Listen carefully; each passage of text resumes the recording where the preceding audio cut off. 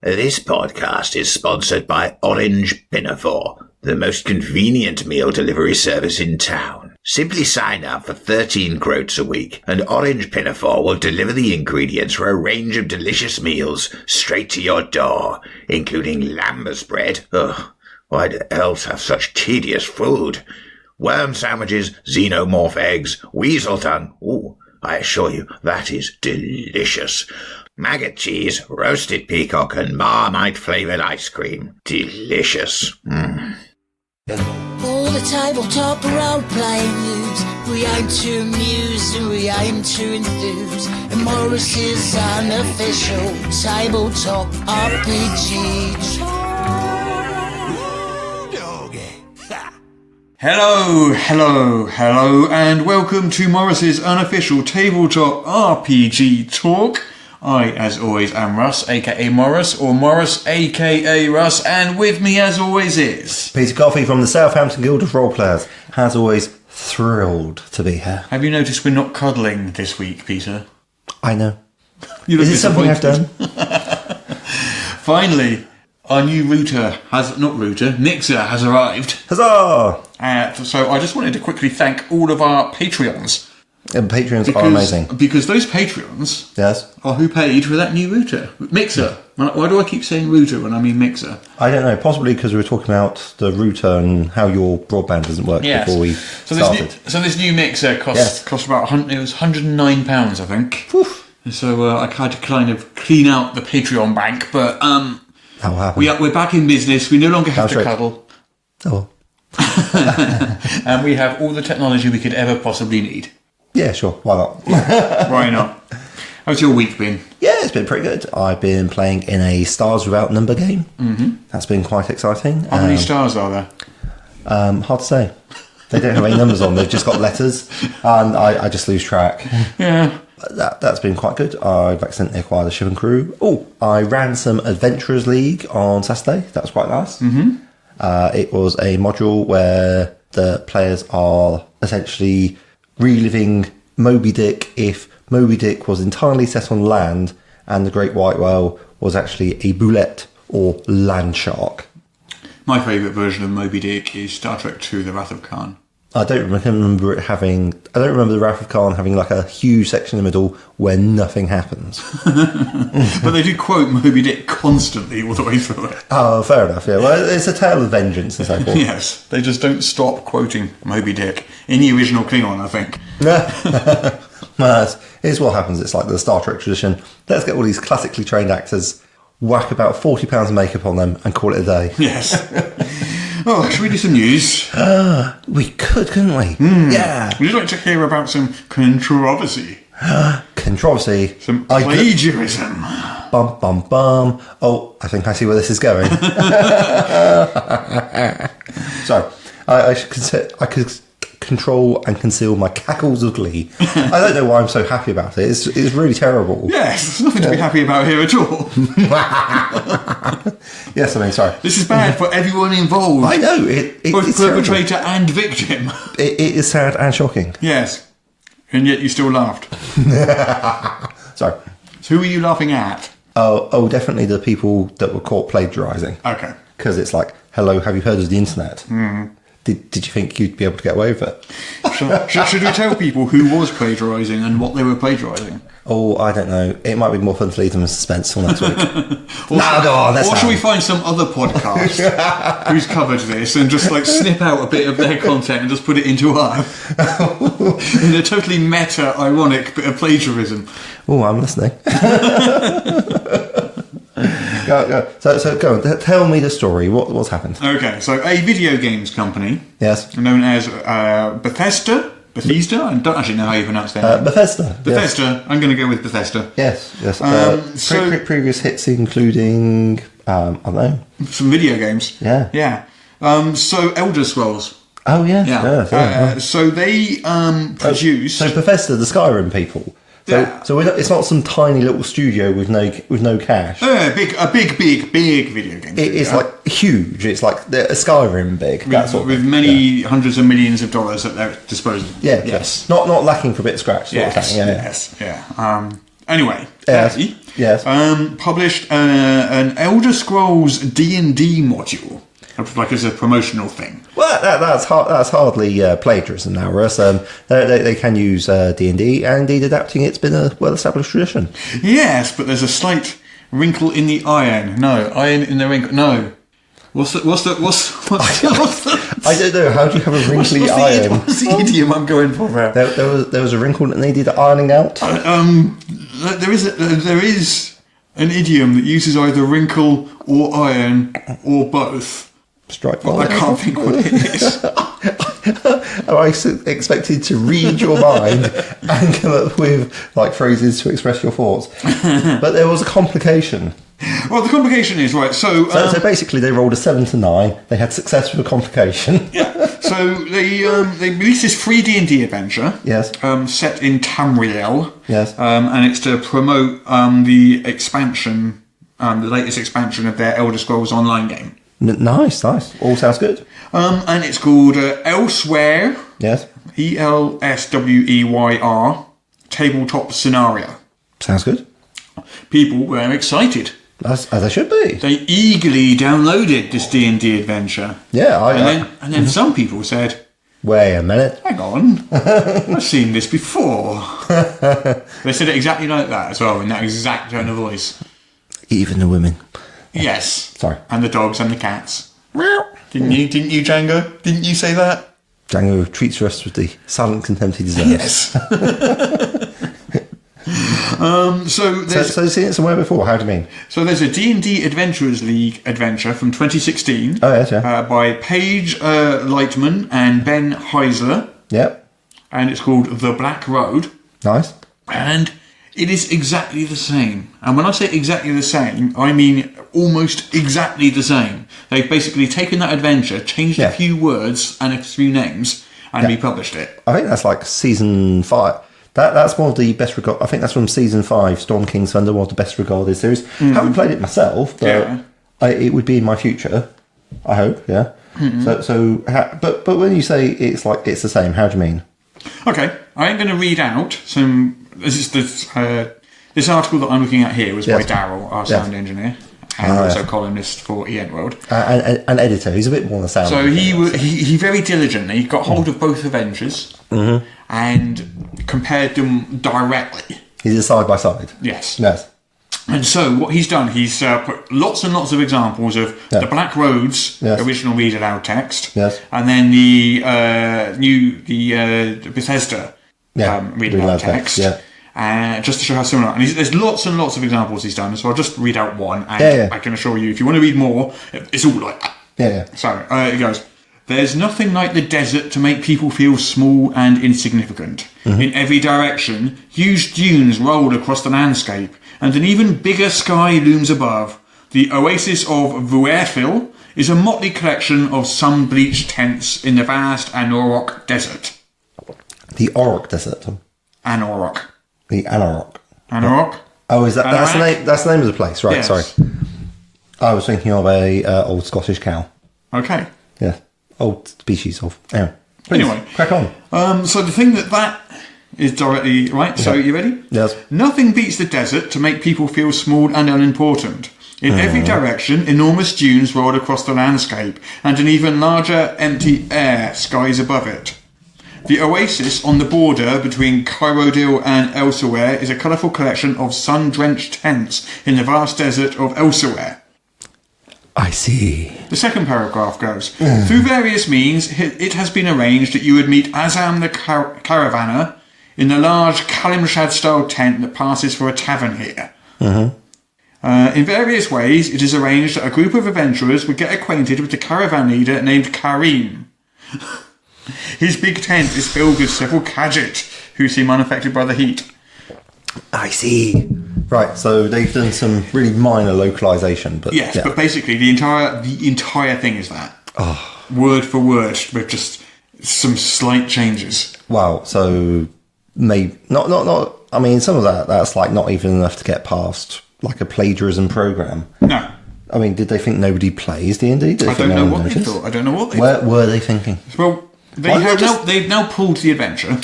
Shocker. Yes, and To avoid being sued. Who knows how that happened? My guess, and it's a total guess, is someone in their marketing department suggested they do something like that, and they got someone to do it, and there was no real oversight. Yes. And they didn't know that it was. I would guess they didn't know it was plagiarised, but who knows? Who knows?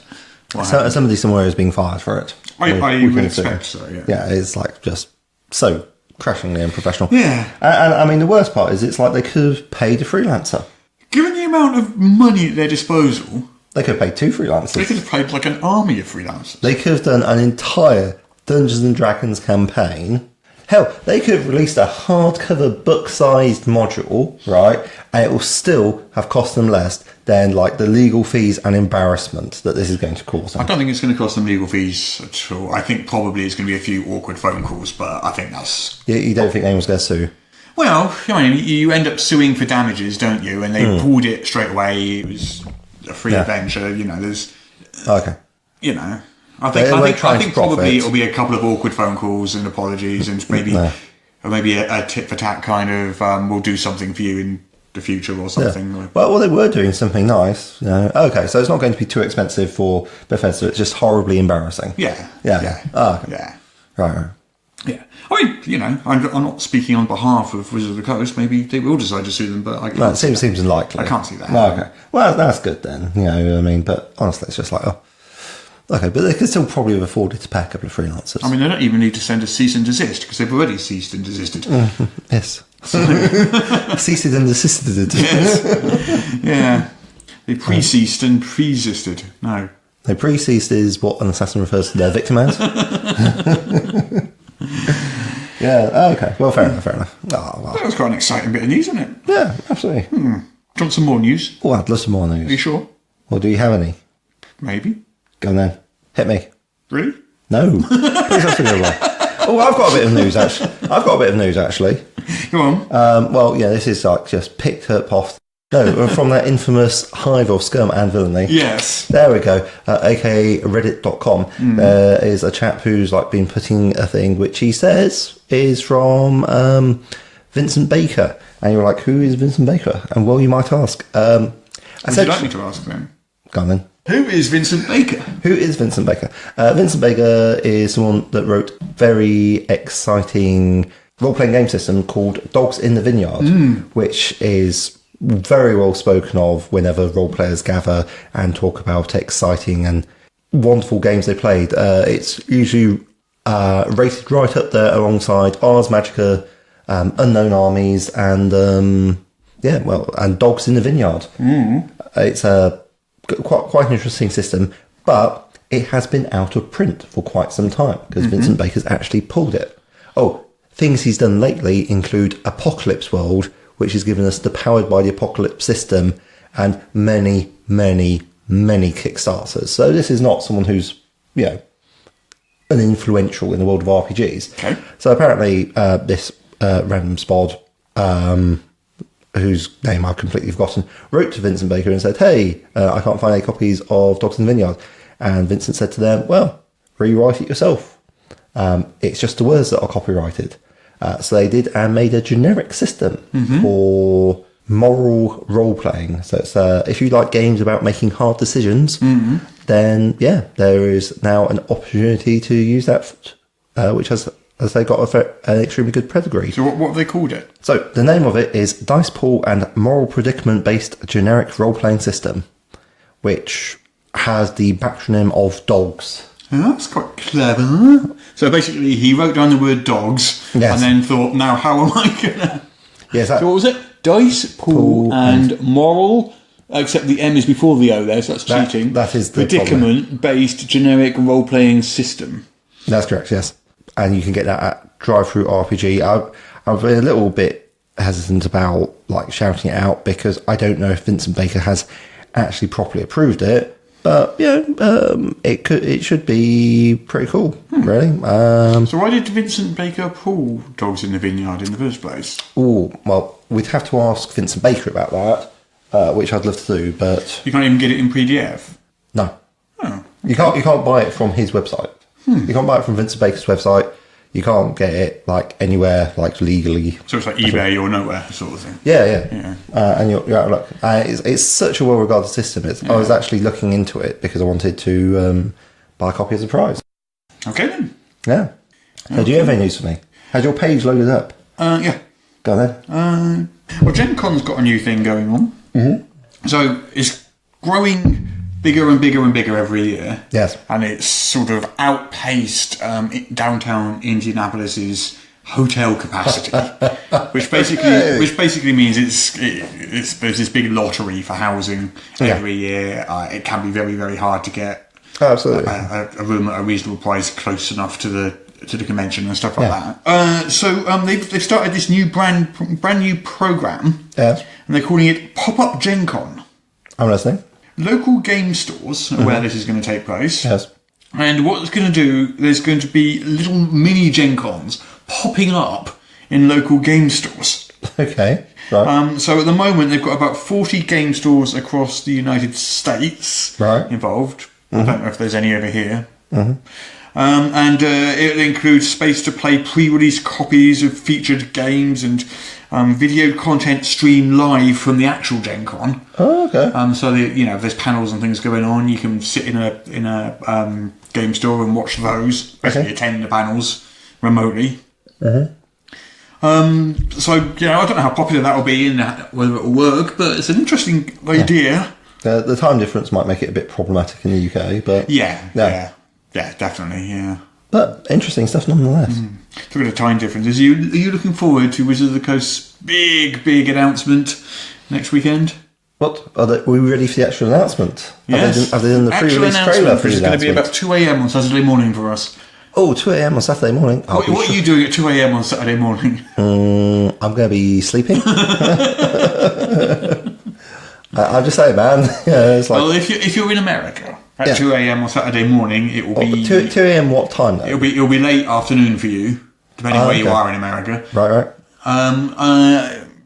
The brand new storyline is being announced. Bum bum bum. Going to be exciting. They've got their whole great big 2-day, I think it's like Party Friday as well, so 3-day live stream thing going on.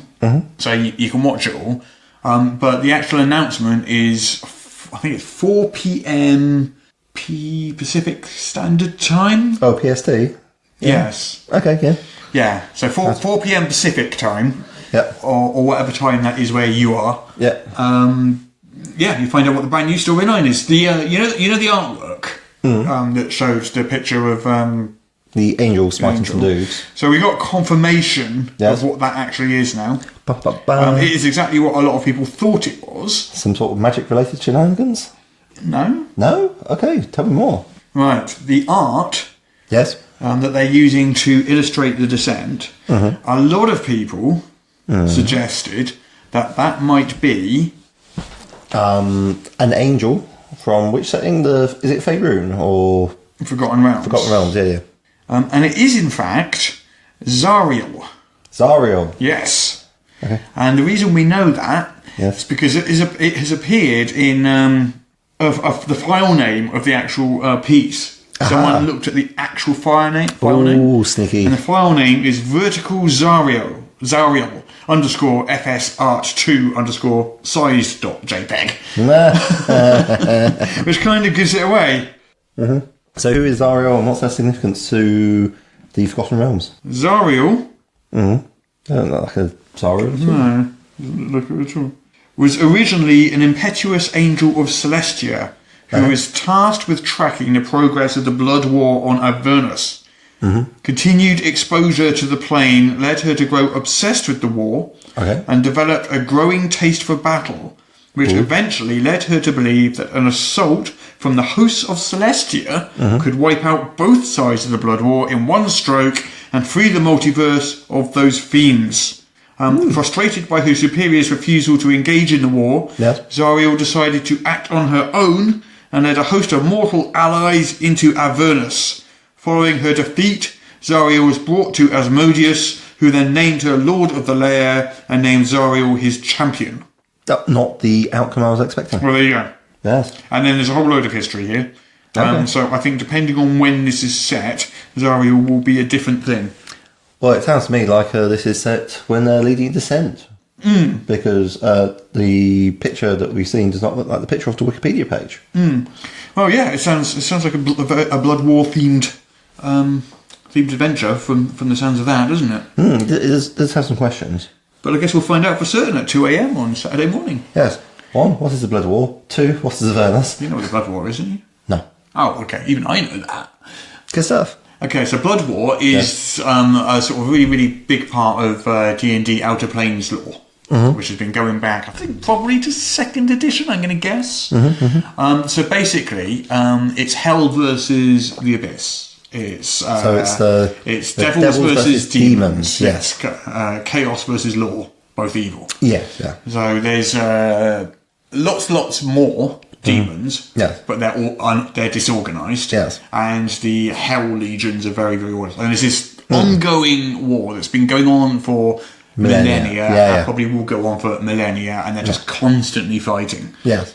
With massive plains just littered with the sort of corpses of demons and devils, and it just goes on and on and on, and everything feeds into this blood war. I can see why just letting them get on with it would be a sound proposition. Yeah. Like if you turn it with like a bunch of good, like lawful good characters, surely both sides are just going to turn up and give you a good kick in. Exactly. Yeah. So it's basically this big eternal evil conflict. Yes.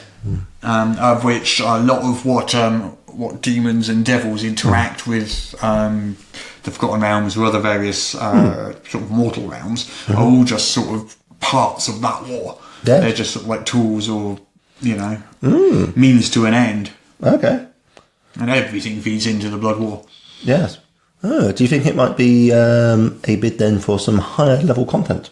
I don't know, maybe, yeah. But if you're you going, would think so. If you're going to Avernus, you're going to need to have your A game ready. Yeah, I agree. We'll see. I guess then I'd expect something like Zariel has recruited you, has mortal allies, and you're going to come in and try and win a fight. Maybe. It's alright. What could go wrong? Alternatively, that piece of art could be a complete double bluff. Not double bluff, just a single bluff. Just a bluff. A poisson rouge, or goldfish as the French would say. No, wait, that's a red herring. And it could have nothing to do with that. Absolutely. Who knows? Well, baseless speculation is a large part of the appeal of this podcast, so that's what I go with. Yes. That and the fantastic news. We've got some more information about Ghosts of Saltmarsh, though. Ghosts of Saltmarsh? Because copies have been arriving in the wild. So, how much information would you like? All of it. All of the information. This are the highlights now. The highlights. We don't want to just be reading out the Ghosts of Saltmarsh to the listeners. So over at emerald.org, there is a first impressions review by Beth Rimmels, which is one of our reviewers. Yes. And she's done a first impressions review, and she'll be doing a more because what she always does for these books, she gets it on the day she does a first impressions review. Yes. Reads it as fast as you can, does a first impressions review, and then a week later, when she's had time to digest it better, absorb it, think about it some more, she does a more in-depth review.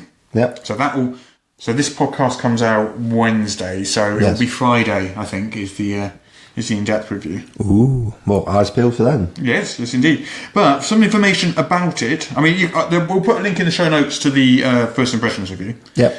But some information about it is forthcoming. Ooh. At any time now. At any time now, some information about it. I'm looking inside Ghosts of Saltmarsh. Okay, so all right.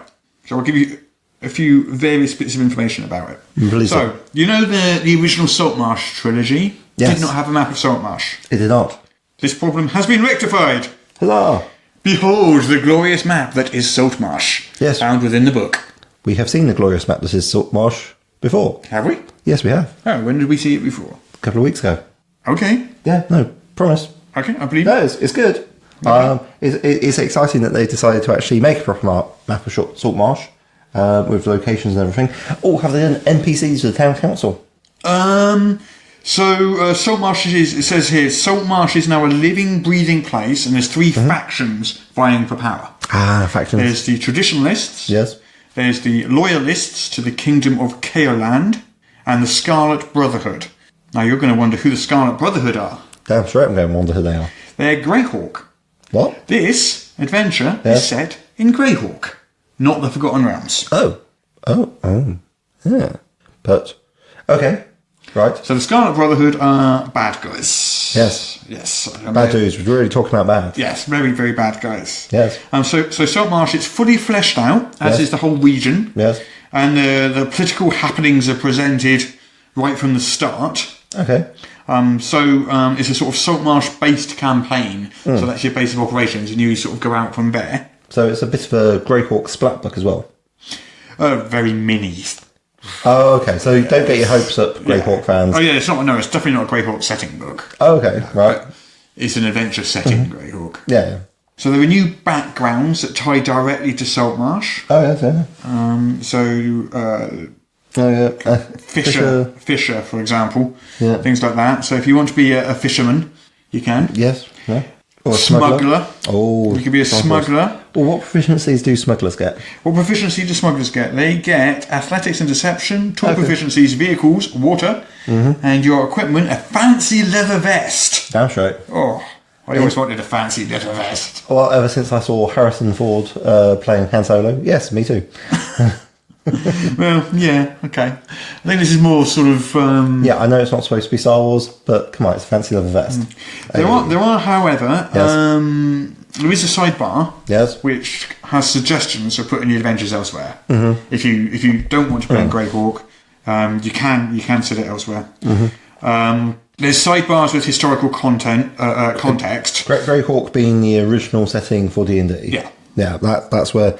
That's they needed a place to put the dungeons for the Dungeons and Dragons. Exactly that. I mean, Greyhawk is nowhere near as developed and detailed as Forgotten Realms. It's more that it's got space for you to put your adventures in. Yes, conceptual space to go and explore in. Okay. Yeah. The maps are done by Dyson Logos again. Okay. Remember the sort of black and white sort of maps that some of the recent adventures have had.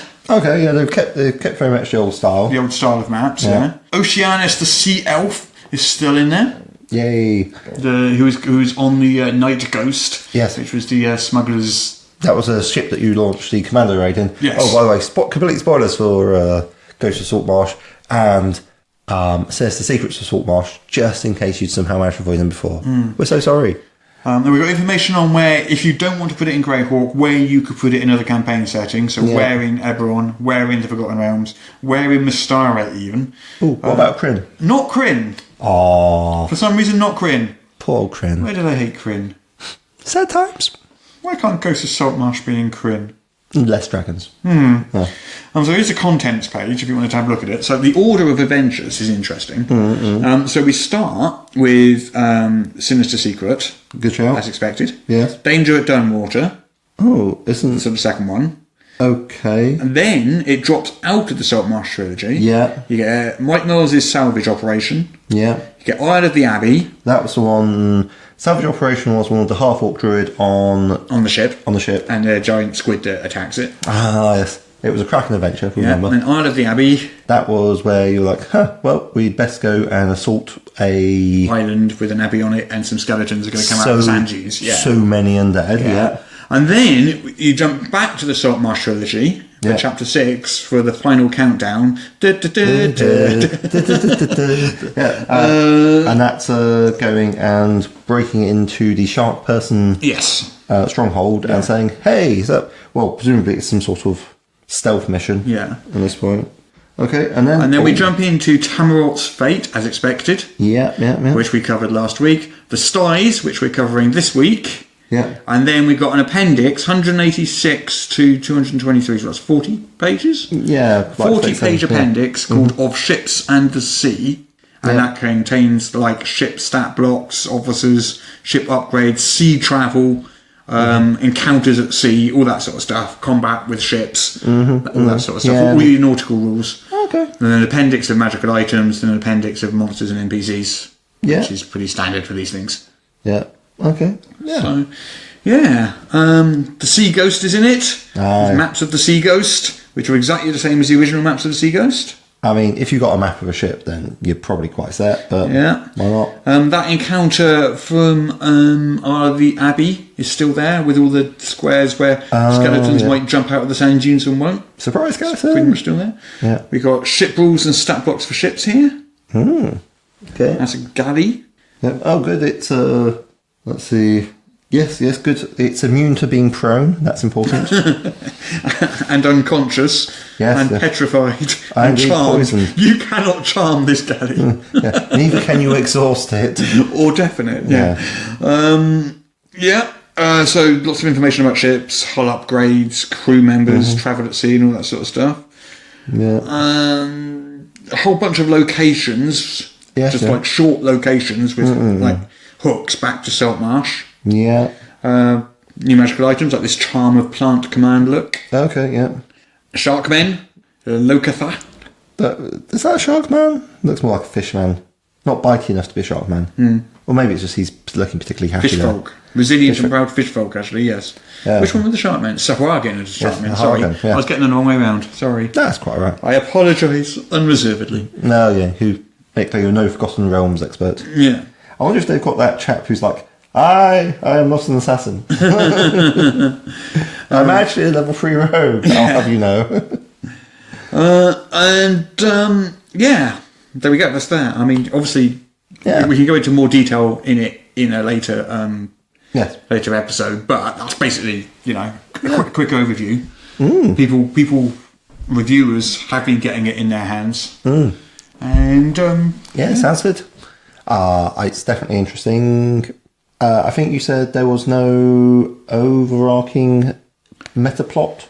So it's more sandboxy. Yeah. But they gave more. So you start off in Saltmarsh and you can just branch out and do these different adventures. Yes. Yeah. But with Saltmarsh is your kind of home base. Yeah, so you could play it through as a series of, I guess, picaresques in Greyhawk if you wanted, or you could adapt it more locally, or you could just snag a module out and insert it into one of your existing games. Yeah, okay. What else have we got in the news? What else do we have in the news? What else do we have in the news? We do have other things in the news. Yes. I do promise, because I saw them a second ago. Yes. There we go. All the new Shadowrun stuff. Oh, yes, yeah. So, 30th edition? Yeah. So, 30th year. 30th edition. 30th edition. 30th anniversary. 30th anniversary. 6th edition. Yes.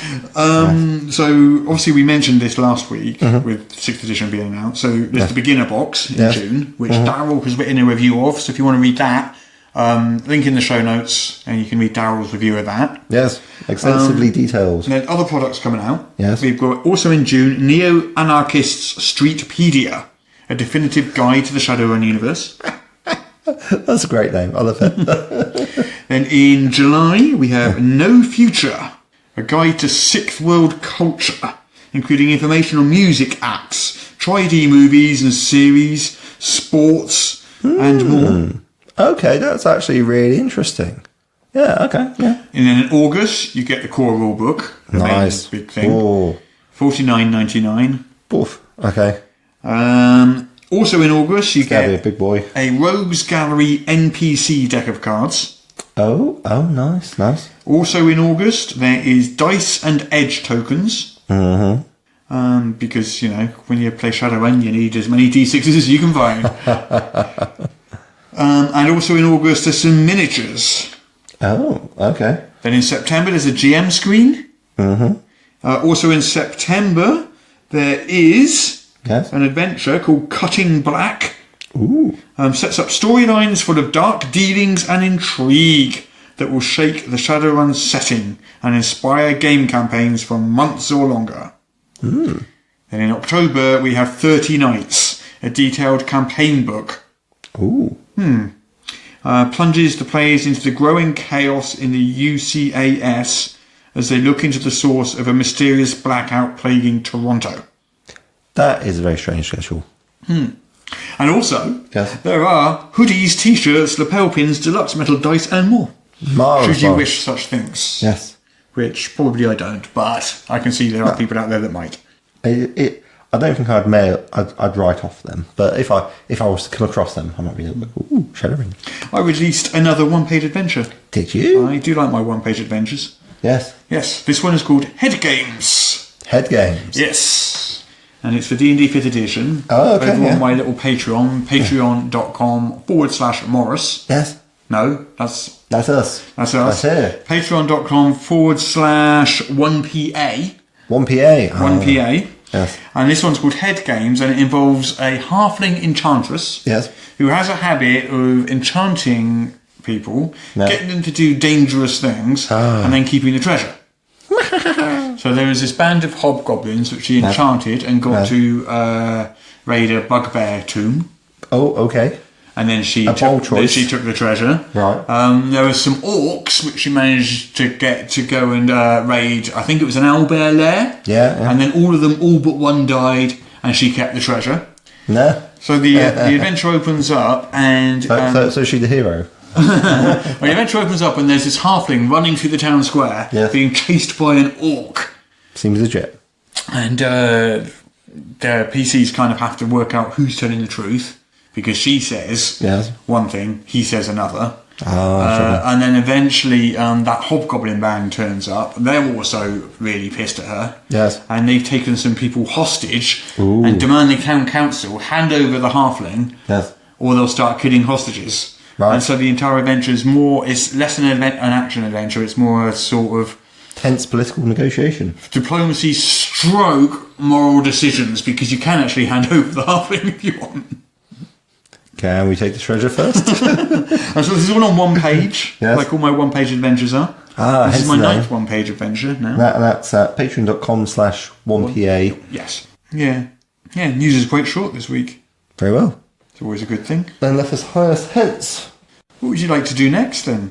Oh, how about we do that amazing sketch which Shane sent us? Okay.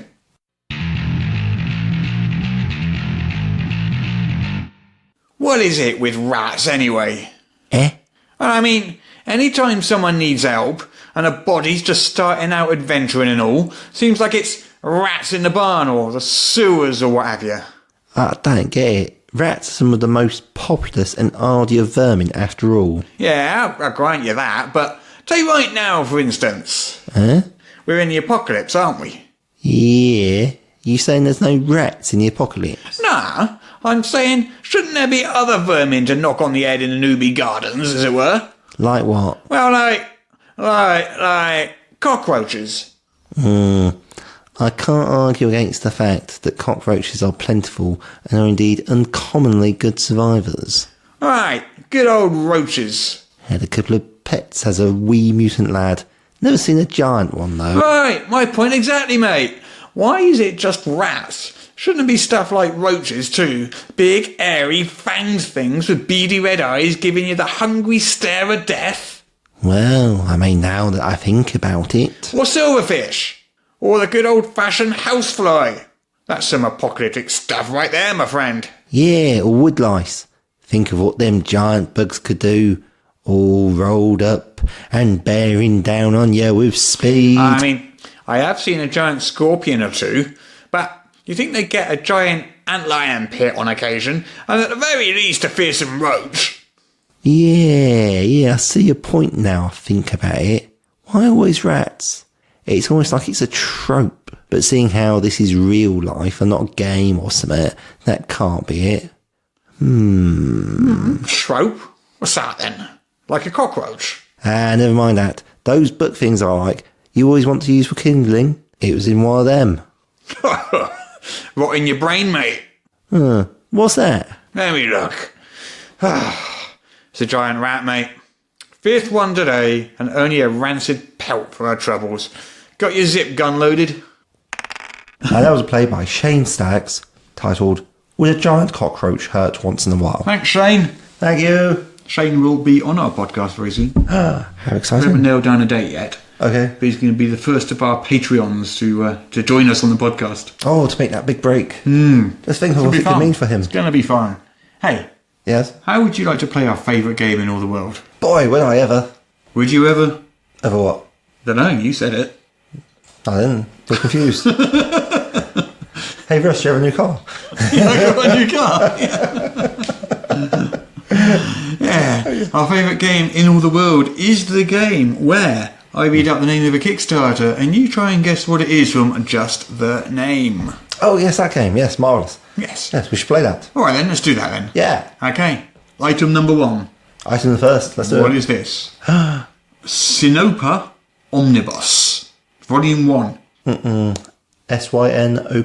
SINOPA. Oh, okay. That does change what I was initially thinking. Sinopa. It's an omnibus. Omnibus. Volume 1. Yeah. So that makes me think that the fact that it's an omnibus means to me that it's a collection of something, and this being an RPG related podcast, I would therefore choose to believe it's an omnibus of adventures set in the world of Sinopa, which I have never heard of.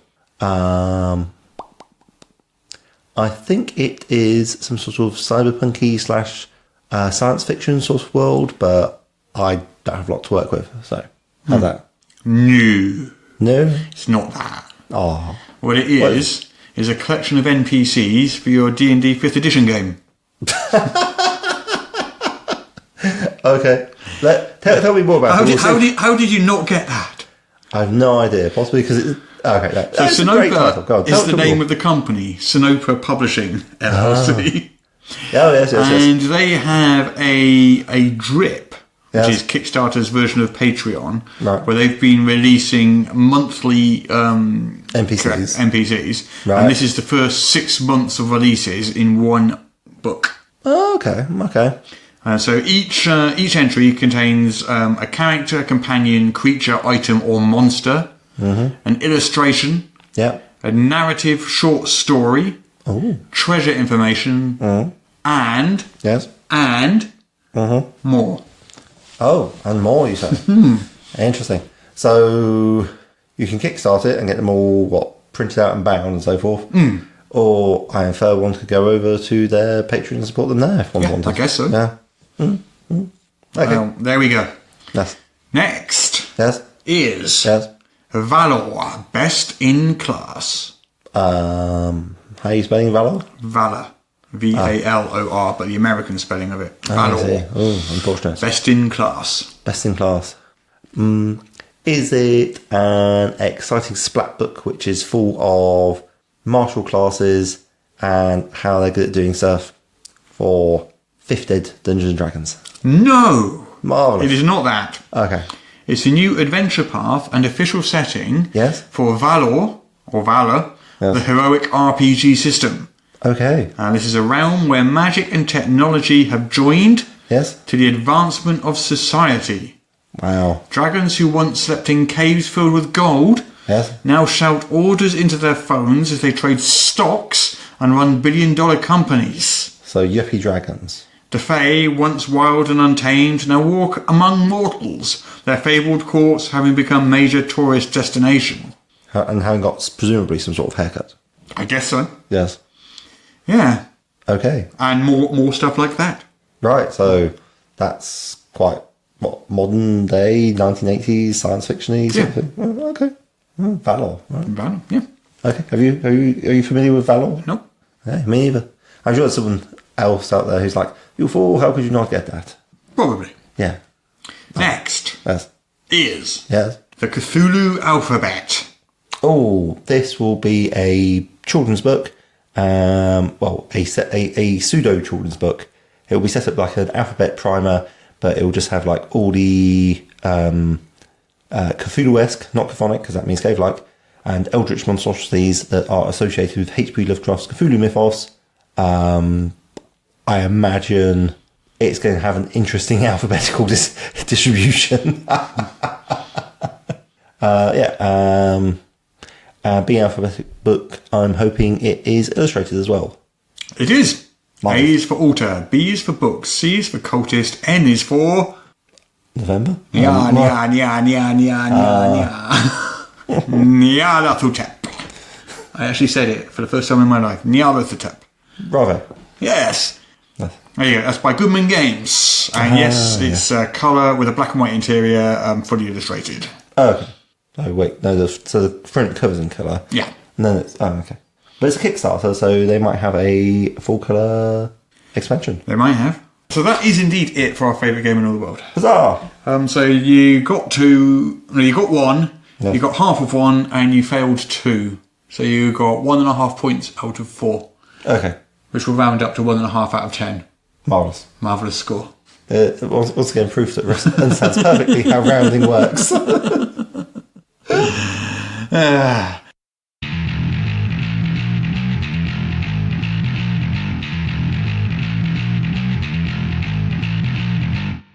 Oh, we should probably do some sort of topic of the week. Well, how about we finish off our series Yes? from the Ghosts of Saltmarsh Adventure Collection? I think we should. That sounds like an amazing plan. Because even though the hardback is out there in the wild with reviewers right now, Yes? I think we started this in the words of Magnus Magnusson, so we shall finish it. It's not often we could describe ourselves as being like Mastermind. So in this case, we should definitely lean into it. I've started, so I'll finish. Do. So the final adventure. Yeah. Should we quickly run through the ones we've done so far, or do you think our listeners will be able to remember as far back as recently as last week? I don't. Well, for you and me, it is last week, but for our listeners, it might well not be last week. In fact, this might be the first ever podcast that they've listened to. Okay, then. So in previous podcasts, we have gone through all of the adventures in Ghosts of Saltmarsh. Wait, no, I have to do the thing. What? Previously, on Morris's unofficial tabletop RPG talk. Yeah, all right. I just pleased myself because I managed to get the name of the podcast that I've been doing for nearly a year correct. Yeah. So we had the Sinister Secret of Saltmarsh. Yes. We had Danger at Dunwater. We had the final countdown. Yes. Stop! This podcast is not ready. And then we did Salvage Operation. Yes. We did Isle of the Abbey. Yes. Tamaraut's Fate. Yes. And today, the Yes. final adventure is The Styes. Yes. And The Styes, in my opinion, Yes. is by far Yeah. the best adventure in this collection. Absolutely. And it appears that Wizards of the Coast agrees with you as well. I love it. I really like this adventure. I want to run this adventure. I'm going to run this adventure. That's right. It's the standout adventure in this collection, without a doubt. I mean, there's a certain something to be said for... I think it's because it's a nice mix of high-level stuff and intrigue. Yeah. So it's by Richard Pett. It's for any setting, mid-level, 6th to 12th level. Nice. It's an urban adventure. Ooh. Obviously, I'm talking about the original here. I don't know exactly what it will be like in Ghosts of Saltmarsh, but the original is... Well, we think in Ghosts of Saltmarsh it is going to be more in the 10 to 12 ratio. 10 to 12 area, because it's the final adventure in a book that says it's going to take you from 1 to 12. Exactly. So this is it's quite a dark adventure. So the Styes is part of a city near water, which is basically urban decay, mud, sort of like the dark parts of Gotham City, but wetter. It's like Gotham City, but you're wet as well. Yeah. Because your feet are all damp. Yeah. That's how bad it is. And it smells kind of fishy. Oh, Gotham, but your feet are... You've got wet socks and you smell of fish. Yes. Right. It's exactly that. Yeah. It was originally designed for 4 9th level characters. Oh, thank you. And originally it was designed to be set in the Border Greyhawk in the city of Prymp. Prymp. Nice. Although they say in the Forgotten Realms it could fit into the city of Marsember. And in Eberron it could fit into Reckenmark, wherever that is. Yeah, presumably by the sea somewhere. Yes, they're all by the sea. Yes. Reckenmark by sea. Yeah. It's a lovely holiday destination. Lovely.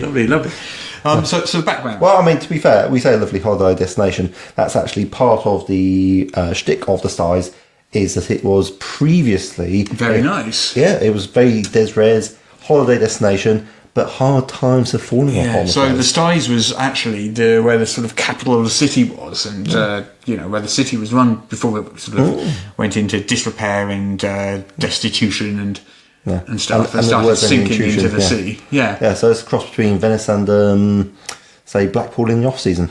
Yeah, I suppose so. Yeah. So do you want to know what the background is? Oh, go on then. Okay. Name a monster. Aboleth. Good monster. Okay. So there's this Aboleth. Oh, okay. Yes. And he lives in... Oh, yes, there is. No, sorry. There is an Aboleth, yes. The main villain in this is an Aboleth. Yes. Oh, okay. Yeah. Okay, so this is Aboleth, and he lives with all the other Aboleths in Aboleth Town. It's not actually called Aberlethstown, but it is at Aberlethstown. And one day he's like swimming around. It's called Aberleth Village. It's really a town, but they want to call it a village. It sounds more friendly. He's swimming around doing sort of evil Aberlethy things. Yes. All that sort of Aberlethy stuff he does. Yes. And he comes across these cultists and he decides to eat them. Entirely unsurprisingly. Yes. Oh, interesting, like little mini factoid. Aberleths also appear, spoilers, for Tomb of Annihilation in Tomb of Annihilation. Except that one is even stranger than the one in this one. So there you go. So this Aberleth eats these cultists. Nom nom nom. And when Aberleths consume you, they get your memories. Yes. Problem is, these cultists, being cultists, were all religious. Okay. And this leaked over into the Aberleth, and the Aberleth got religion. Now, Aberleths do not approve of this. Of religion? Yeah. Okay. Yeah, they do not approve of it at all. Why not? And so, our friends, the Aberleth, had to flee Aberlethstown. Yes. Or whatever it's called. It's actually got a better name than that. I'm going to look up what the name It's got a better name than Aberlethstown. The Endless Nadir is what it's actually called.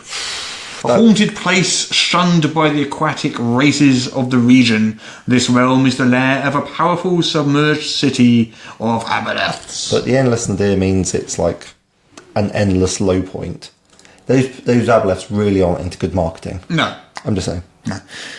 Anyway, he flees. He has to run away because he's all religious now and he believes in Tharisdan, which is an evil god. Okay. And has started worshipping Tharisdan and all this sort of stuff. What's Tharisdan responsible for? I don't know. Evil shit. Nah. Okay.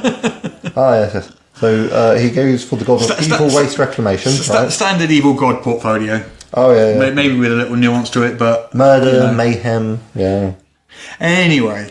While he's fleeing, he comes across a baby kraken. Aww. So he decides to adopt this baby kraken and take it with him. Oh, even Aberleths have hearts. Yes. And he arrives at the Styes. Yes. And makes his lair underwater in this sunken temple. Yes. Just off the shore of the Styes. Okay. And then it gets all a bit Ghostbusters 2. So, in Ghostbusters 2, there's this slime underneath New York. Right. And it's feeding off the negative emotions of New York. That's Vigo popping out of a picture and trying to eat your faces. So spoilers for Ghostbusters 2. This Aberleth is feeding his kraken the negative emotions of the Styes. So the sadder the Styes are, or the people in the Styes are, the happier the kraken. The bigger the kraken grows. That sounds problematic. And so this Aberleth is like in this underwater temple, and he's going, "Oh, I want my kraken to grow more. How do I make the people in the Styes even more miserable?"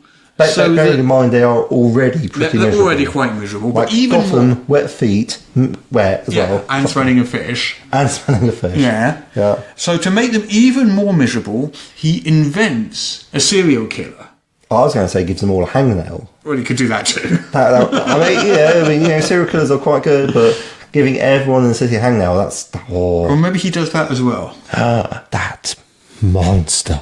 So he creates this serial killer. He called, I think it was called the Lantern Man or something like that. Yes, that's right. The Lantern Man who goes round and just says, "Oh, I've got a lantern," stab. And kills people. Yes. And this, the way he does this is he possesses people. Yes. And gets them to do it, and they can't remember what they did. Yes. So this is, as the adventure starts, there's this fisherman. Yes. Who's just been hung. Yes. Hanged. 4 people. 4 people. Anyway, he's been hung or hanged. No, it's definitely happened. After having been caught as the serial killer. Yes. But unfortunately, the serial killings continue the next night because the Aberleth just simply moves on and inhabits someone else. Yes. That would make the any sort of decent judicial system question whether it had an actual fact worked. Well, the judicial system in this is actually quite corrupt and cover up their mistake. Oh, okay, fair enough. So this is where the PCs come in. Yes. And they're asked by a friend of the hanged or hung man. Yes. A friend of the deceased. Yes. To investigate what happened and clear his name. Indeed. So they do this. Well, they start to do this. They attempt. And they follow a trail of what I like to call clues. Clues. Interesting. Yes. How does these clues consist of? Well, let me tell you. It's quite suspenseful, this, isn't it? I think you mean dull. Well, they're spelt the same way. Like what? What was in your tea? Where was I? You were going to tell me about clues because you were doing a bit about following a trail of clues, and I was playing along. So they talk to one of the guards of the prison where he was kept and find out that he'd been scrawling these things on his... I'm doing this totally by memory now. Scrawling things all over his cell wall, which were basically pictures of a kraken eating the stars. Yeah. Like a giant kraken destroying the stars and stuff. Artist rendition. Yes, and stuff like that.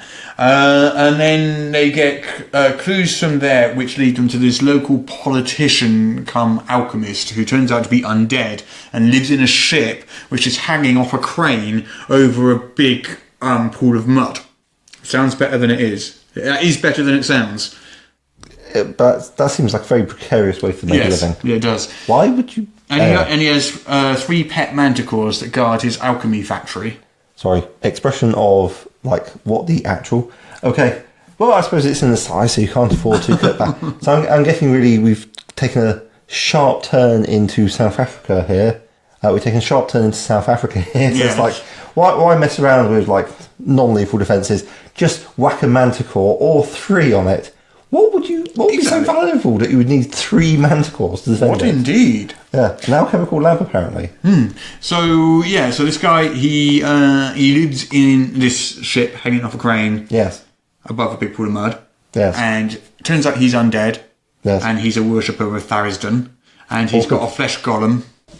So they continue to follow clues. Yes. And they end up in this temple of Tharisden, which is sort of on a pier. And there's this decayed shark hanging from a hook in this temple. Mm-hmm. That sounds quite memorable. It's got people's heads stitched to it. There's this kind of ritual they do. And they have this decayed shark, and they kill people, and they stick their heads to the shark. And then when the shark rots so much, it drops down into this pool of water, and they get a new shark and start again. Right. Well, holy rituals, they never make any sense. Fair.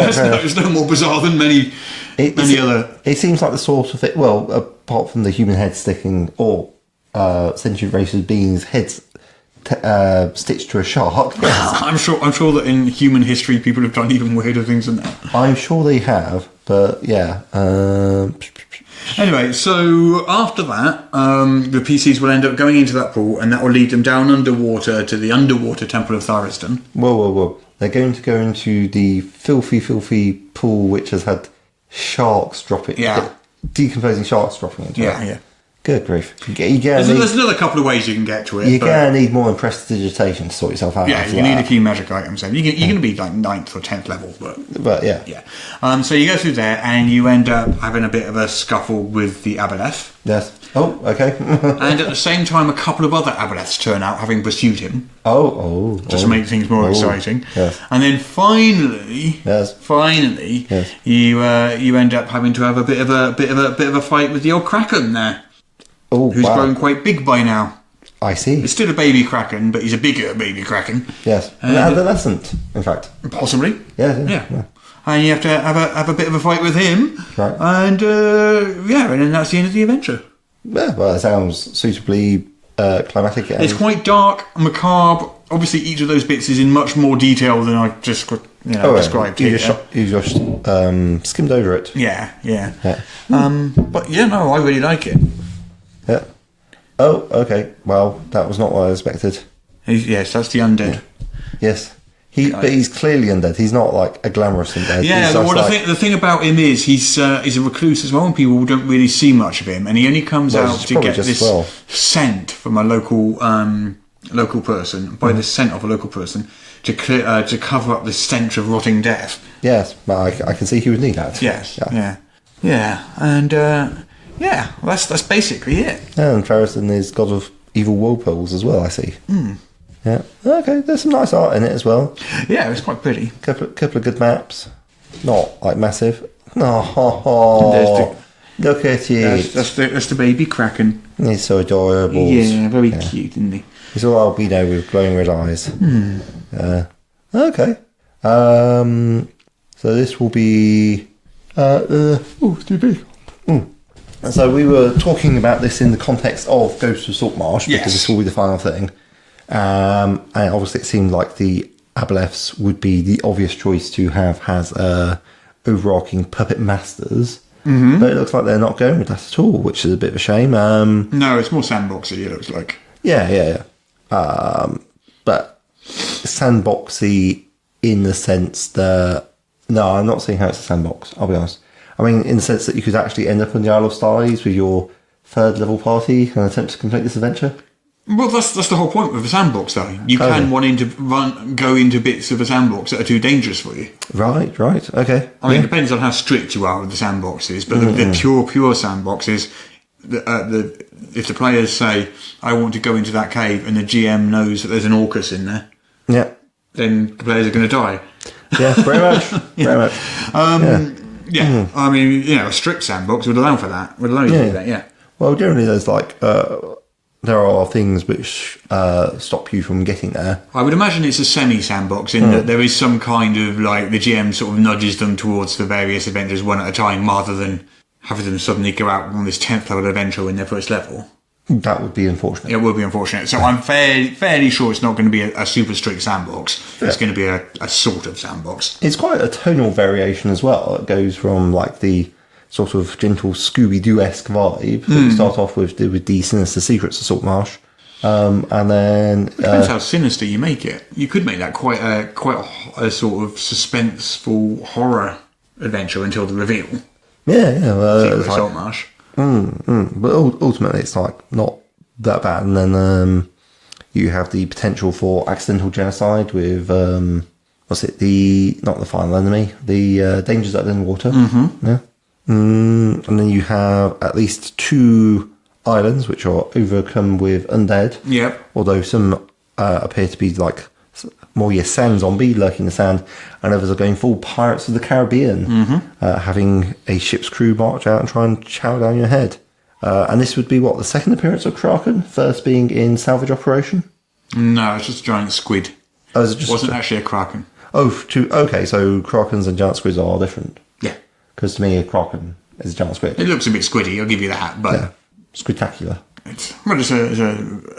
It's like like a dragon's a large dinosaur. I don't know. Okay. I mean, that's the relationship there. No, I literally had no idea. So okay, well, fair enough. Yeah, a Kraken is a super immense giant squid, I suppose.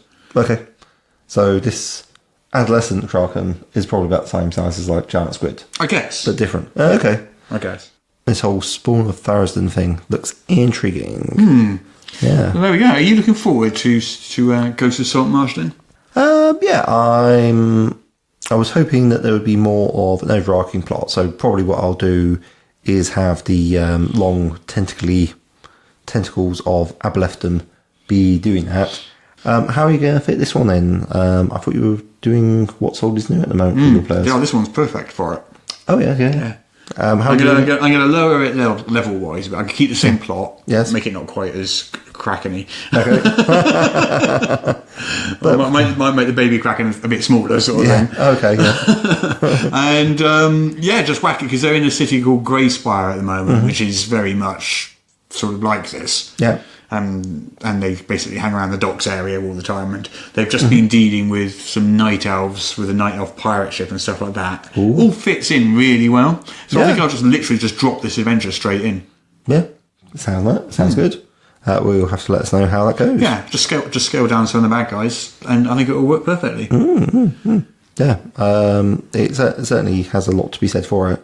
Have you been able to do any foreshadowing with your Lantern Man? No, I've only literally thought of the idea. I haven't done anything yet. Okay, well, that'll be good to go then. Yeah. Alrighty. Yeah. So, next week will be straight after the big Wizard of the Coast reveal, so I assume that's what we're going to cover next week. I think that's a solid choice. Yeah, so next week, tune in next week, listeners, if you want to hear all about, well, you'll probably know what the big Wizard of the Coast reveal is, but you better hear what we think about it. Yes. I mean, they'll be producing it on Saturday. This podcast will probably be out on Wednesday. Yeah, good times. What else was there? There was something else. UK Games Expo. I just want to mention it each week, just as we can. UK Games Expo. UK Games this week. What? That's this weekend, isn't it? No. UK Games. I hope it's not. No, it's not. It's like weekend after. Yeah. Jesus, I've got a lot of work to do with this. Yeah, I think they moves it forwards. No, I was always completely wrong there. No, that is coming up in 2 weeks' time? 2 weeks this weekend, yeah, so just over 3 weeks. I'm going to be at UK Games Expo along with EN Publishing. Not along with EN Publishing, I am EN Publishing, you know what I mean.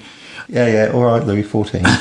Louis XIV, je suis le stat, yeah. So, EN Publishing, we're going to have a booth there. Yes. So there's going to be me, Jessica, who's publishing administrator. There's going to be Andy Peregrine, who wrote Robot Wars and part of Luna One. There's going to be Angus, who was also going to be on his Board Games Guru booth next door. Yep. You're going to pop up occasionally. Yes.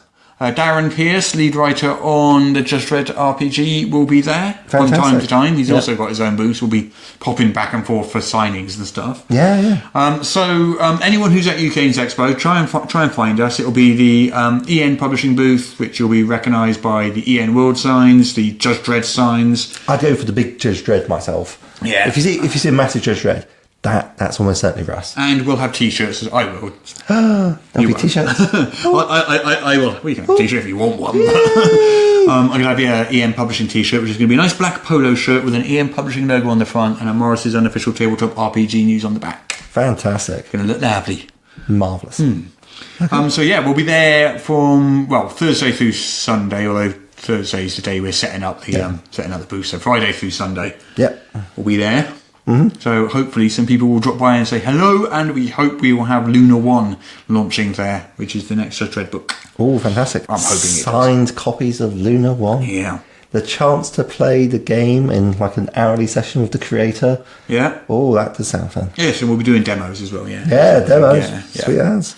But that's basically what's coming up then. So yeah, next week on the podcast we've got the new D&D announcement. Yes.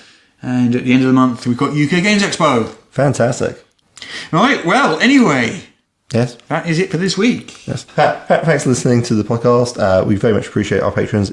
You are all amazing, wonderful people. We'll be back next week with lots and lots of information about the brand new Wizard of the Coast storyline announcement. So... see you then. Yeah, signing off. This is Peter Coffey from Southampton Guild Roleplayers. And this is Russ, aka Morris from EN World. And you can follow me on Twitter at Morris. Goodbye. Bye-bye.